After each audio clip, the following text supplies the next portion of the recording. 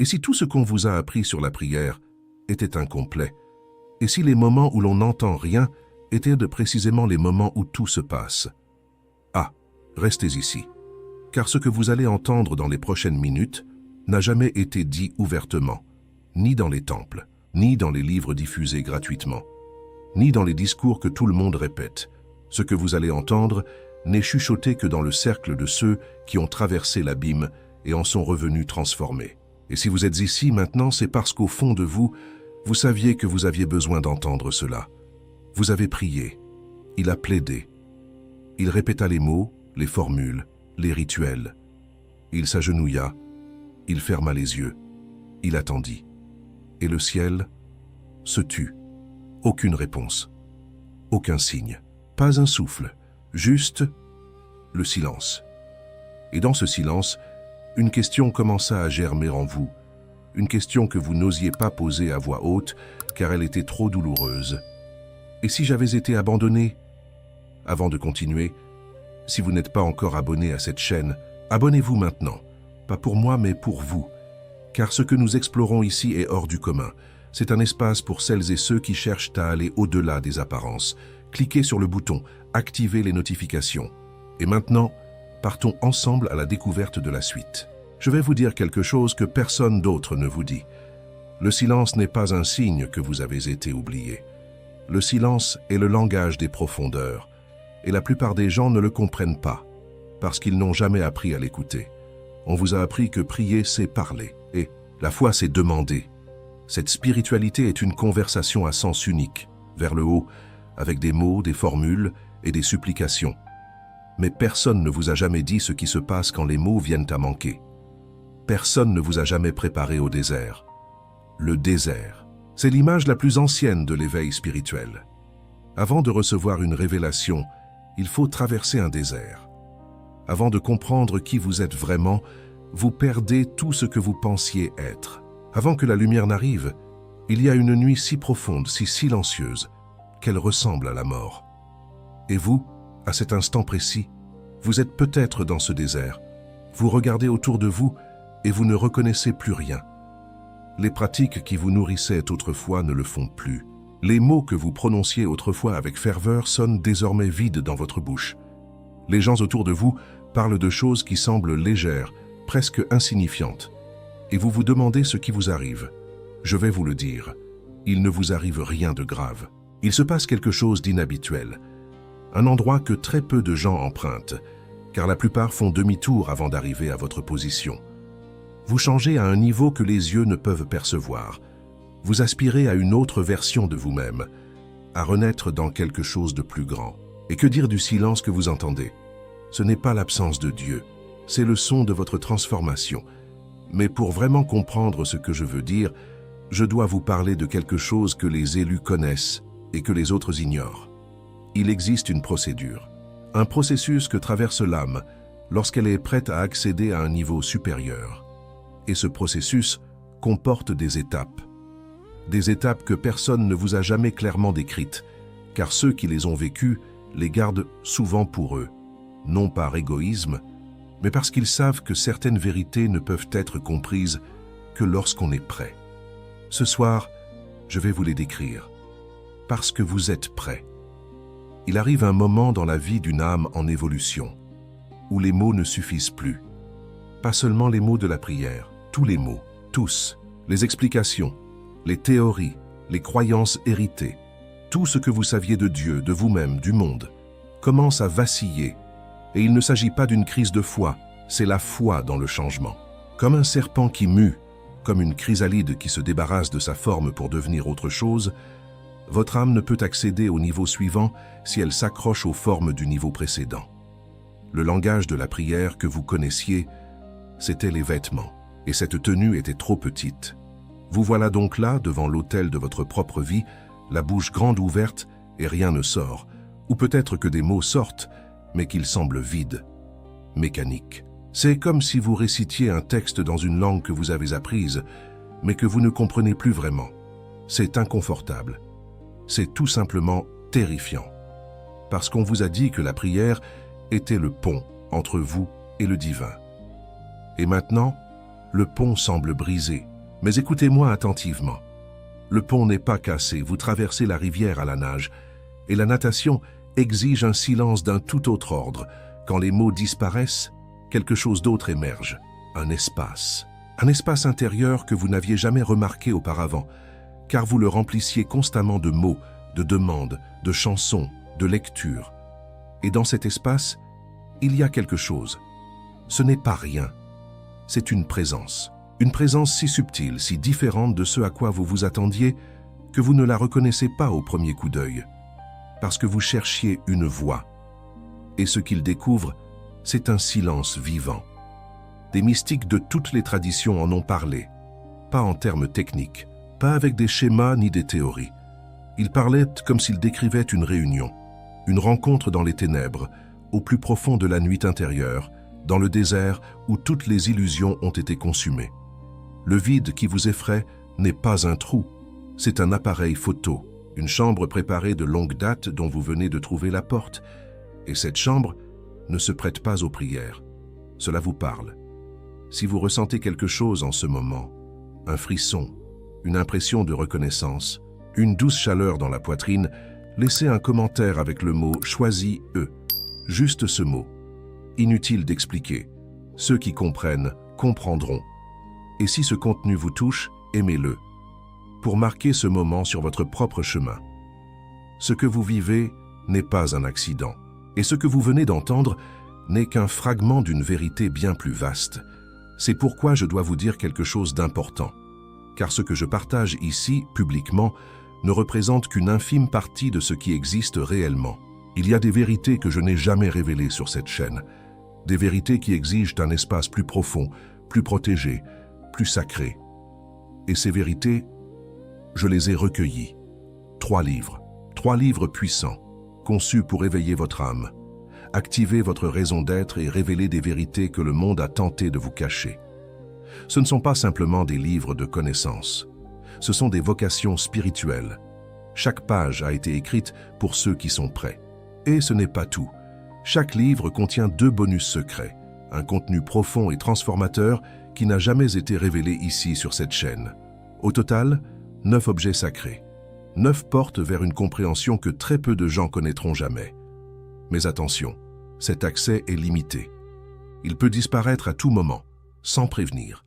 Si vous entendez cet appel en ce moment, ne l'ignorez pas. Cliquez maintenant sur le lien dans le premier commentaire épinglé. Ignorer cet appel, c'est se couper de son propre destin. Répondre à cette question, c'est débloquer la mission pour laquelle vous êtes né. Car ce que je vais vous révéler dans les prochaines étapes changera à jamais votre façon de percevoir le silence. Vous êtes arrivé jusqu'ici. Et cela en dit déjà long sur qui vous êtes. Car la plupart des gens, dès que le malaise commence, ferment l'onglet, changent de sujet, se distraire l'esprit avec n'importe quoi qui les soulage d'un poids. Mais tu es resté. Vous êtes toujours là. Et ce n'est pas un hasard. C'est le caractère de l'âme. Il se passe quelque chose de particulier lorsqu'une âme subit une transformation profonde.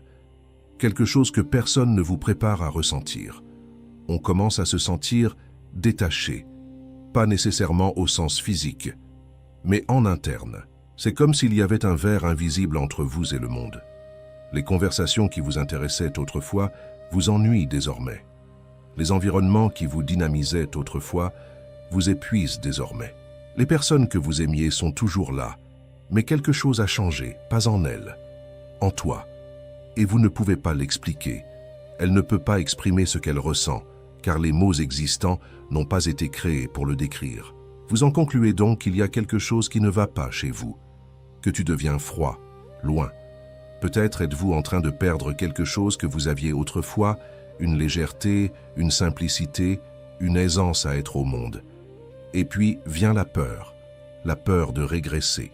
La crainte que cet isolement ne soit un signe de faiblesse. La peur de s'éloigner du sacré, alors qu'en réalité, vous êtes entraîné dedans. Écoutez attentivement ce que je vais vous dire. L'isolement que vous ressentez n'est pas un signe que vous perdez le contact avec vos proches. C'est le signe que vous êtes transféré sur une fréquence à laquelle la plupart des gens autour de vous n'ont pas encore accès. Lorsqu'une antenne change de fréquence, elle cesse de capter les anciens signaux. Non pas parce que l'antenne est cassée, Mais c'est parce qu'il a été calibré pour quelque chose de différent, quelque chose de plus élevé, quelque chose de plus profond, quelque chose qui exige le silence pour être reçu. Ceux qui ont été choisis ont toujours dû passer par là. Toujours, à travers les âges, dans toutes les cultures, dans toutes les traditions spirituelles. Avant la mission, il y a l'isolement. Avant la révélation vient le désert. Avant la voix, un silence si absolu qu'il ressemble à une absence. Mais ce n'est pas l'absence, c'est de la préparation. Ce que vous traversez a un nom. Les anciens l'appelaient la nuit obscure de l'âme. Ce n'est pas une dépression, ce n'est pas une faiblesse spirituelle. Cela ne signifie pas que vous avez fait quelque chose de mal. C'est le processus le plus sacré qu'une âme puisse traverser de son vivant dans ce corps. La nuit noire de l'âme, c'est le moment où tout ce qui vous servait de béquille spirituelle vous est enlevé. Les belles émotions de la prière, disparues. Ce sentiment de présence divine que vous avez connu autrefois a disparu. La certitude rassurante d'être sur la bonne voie disparaît. Tout ce qui était facile, tout ce qui coulait de source, tout ce qui vous donnait le sentiment que la spiritualité était réelle et proche, disparaît. Et vous finissez nu, pas d'encre, pas de carte, sans le réconfort des réponses qui venaient autrefois. Et c'est précisément ici, à ce point de nudité absolue, que se produit quelque chose d'extraordinaire. Parce que quand on n'a plus rien à quoi se raccrocher, vous découvrez ce qui se cache sous toute chose. Vous découvrez ce qui n'a jamais disparu. Vous découvrez ce qui n'a jamais eu besoin de mots, de rituels ou de formules. Vous découvrez la présence qui existait avant même que vous appreniez à prier. La présence qui existe, que vous vous sentiez connecté ou déconnecté. Une présence qui ne vient ni ne part. C'est tout simplement ça. Et c'est à ce moment précis, ce moment silencieux, vide, apparemment abandonné, que l'on commence à comprendre. La prière que vous connaissiez était un tremplin, une étape nécessaire, honorable et importante, mais un pas de plus. Et vous n'avez pas été laissé en haut des escaliers. Vous avez été invité à voler. Il y a une différence entre le silence de ceux qu'on a oubliés et le silence de ceux qu'on a choisis. Et cette différence ne réside pas dans le silence lui-même. Tout dépend de ce que vous en faites. Le silence de ceux qu'on a oubliés est paralysant. Le silence de l'élu révèle tout. Quand on cesse d'essayer de combler le vide avec des mots, quand on cesse de forcer une réponse qui ne vient pas, quand on finit par se soumettre au silence au lieu de lutter contre lui, quelque chose commence à se produire sous la surface. Comme l'eau qui s'infiltre à travers la pierre. Silencieux, invisible. Mais c'est absolument vrai. Vous commencez à remarquer des choses qui étaient auparavant cachées par le bruit de vos propres supplications. On commence à ressentir une direction qui ne vient pas de l'extérieur, ce qui ne provient pas d'une voix dans l'air, d'un signe dans le ciel ou d'une coïncidence opportune. Cela vient de l'intérieur, du plus profond de l'intérieur, du côté que j'ai toujours connu. Le silence n'est pas un lieu où Dieu est absent. Le silence est le lieu où Dieu parle sans intermédiaire. Pas de formule, aucun code, sans que vous ayez besoin de trouver les mots justes dans le bon ordre. Dans le silence, il n'y a pas de protocole, il y a une réunion. Et cette rencontre ne se déroule pas comme vous l'imaginiez. Ce n'est pas une voix que l'on entend avec ses oreilles. Ce n'est pas une vision que l'on voit avec ses yeux. C'est une certitude qui grandit en vous comme l'aube. Il n'y a pas de moment précis où la nuit se termine et où le jour commence. Mais à un moment donné, on se rend compte que c'est évident. Et vous savez, tu le sais, tout simplement. Sans pouvoir expliquer d'où provenait ce savoir. Aucune preuve n'est nécessaire. Sans avoir besoin de la confirmation de quiconque. Tu sais. Et puis vient l'étape finale. La plus silencieuse de toutes. Ce n'est pas le moment d'exploser. Ce n'est pas un moment d'extase visible. C'est un moment de reconnaissance. Vous vous regardez et vous réalisez que vous n'êtes plus la même personne. Pas de façon dramatique, mais de manière irréversible. Ce qui te brisait autrefois ne fait plus que te plier, et tu reviens. Ce qui vous faisait peur autrefois ne fait plus que vous mettre en garde.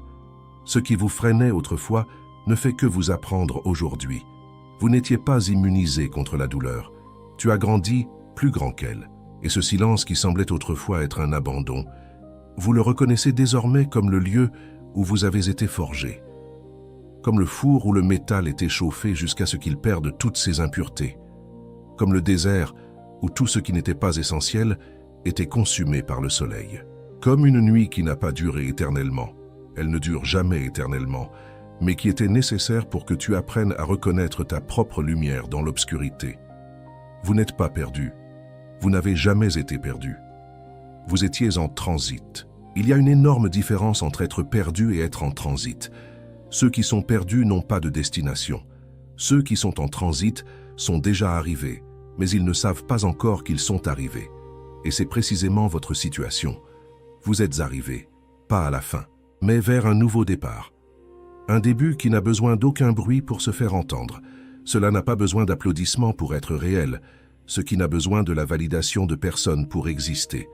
Car ce commencement vit dans le silence que vous avez appris à habiter. Et maintenant, laissez-moi vous dire quelque chose que personne ne vous a peut-être encore dit. Ce que vous avez vécu, ce désert, cet isolement, cette nuit, ce vide, n'est pas pour tout le monde. La plupart des gens n'y arrivent jamais. Non pas parce qu'ils sont inférieurs, mais parce que le chemin qui mène ici exige un courage que peu possèdent. Le courage de continuer sans certitude.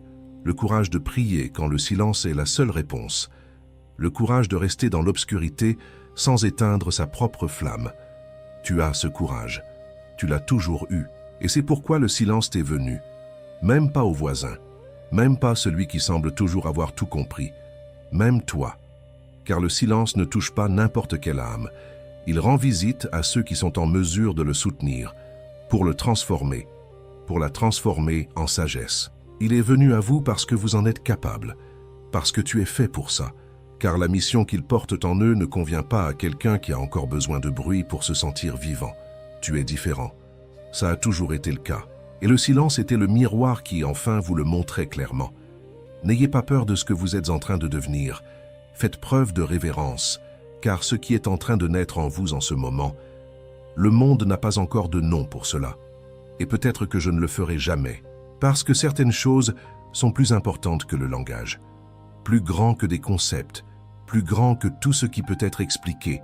Elles ne peuvent qu'être vécues, et vous vivez, maintenant, tout de suite, dans ce silence sacré que tu portes en toi, comme un temple que nul ne peut envahir. Si cette vidéo vous est parvenue aujourd'hui, ce n'est pas un hasard. Rien de ce qui arrive dans la vie d'une âme éveillée n'est le fruit du hasard. Vous avez été guidé jusqu'ici parce que vous étiez prêt à écouter. Et maintenant que vous avez entendu, il y a quelque chose en vous que vous ne pouvez plus feindre d'ignorer. Avant de partir d'ici, faites une chose pour vous-même. Laissez un commentaire contenant le mot « éveillé ». Pas pour moi, pour vous-même. En guise de reconnaissance pour ce que vous venez de vivre dans cette vidéo. Et si ce contenu a touché quelque chose de réel en vous, quelque chose que vous ne pouvez pas nommer, mais que vous ressentez, n'hésitez pas à le liker. Pas à cause de l'algorithme, en signe d'honneur pour la voie que vous suivez. Et regardez la vidéo qui apparaît maintenant à l'écran. Il est la prochaine étape. Non pas parce que je vous le dis, mais parce que l'âme qui est arrivée jusque-là sait déjà qu'elle ne peut s'arrêter à mi-chemin. Le silence vous a amené ici. Laissez-le maintenant vous emmener plus loin. Je te reverrai de l'autre côté.